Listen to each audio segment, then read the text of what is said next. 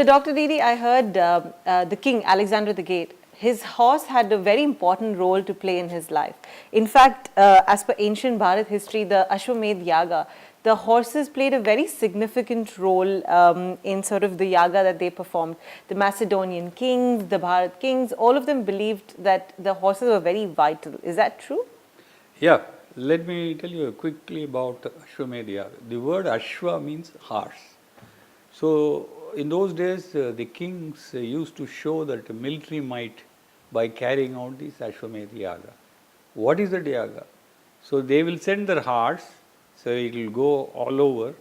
Whichever territory it goes, it belongs to the king, unless the horse is challenged by any other king. If this horse is challenged by any other king, then the owner of the horse, that king, will try to conquer him and win over the territory.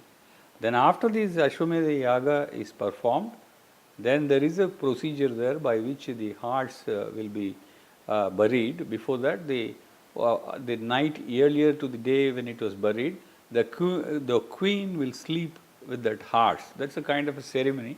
That is because they try to view the horse itself as a king. So, since this horse is going to be buried, as a kind of respect, the queen will have to spend a night over there. The similar thing was done after the Mahabharata war. Pandavas did that. So, similar thing happened there. But a peculiar feature is that horse of during that Mahabharata period, which went through this Ashwamedh Yaga, it had a kind of a star-shaped mark, a white mark, star-shaped mark. That's something which is peculiar for the horse. Okay. So, this is what the horse of the Mahabharata era carried. Paddy, you did some research on this Alexander's horse. From an Alexander perspective, again, horses in the Macedonian kingdom itself, horses were brought down by various different traders, and Alexander did choose one of the mightiest of the beasts, and he was his companion throughout his conquests, right from Macedonia up to India. The the horse never suffered any other rider on its back. Only Alexander could ride him. They had a wonderful connection, but rather than going through different stories, I'd like to just tell you one story. After most of the conquests were done, somebody out of spite, actually stole this horse from the camp and went away. You mean Alexander's horse? Alexander's horse was stolen. Alexander, when he came to know, was so furious that he took a vow: unless until my horse is returned to me, I will cut every tree in this region, I will burn every field in this region, and I will kill every person in this region. Within the next 24 hours, the horse was returned along with a plea for mercy. The mercy was granted. But that was the amount of, passion and vengeance he was willing to extract for just one horse. So that was the bond between the man and his horse.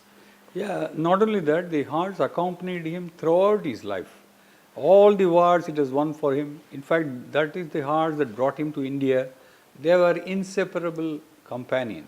That was the kind of a bondage between them. And the horse died at the age of 30 during the war with Porus.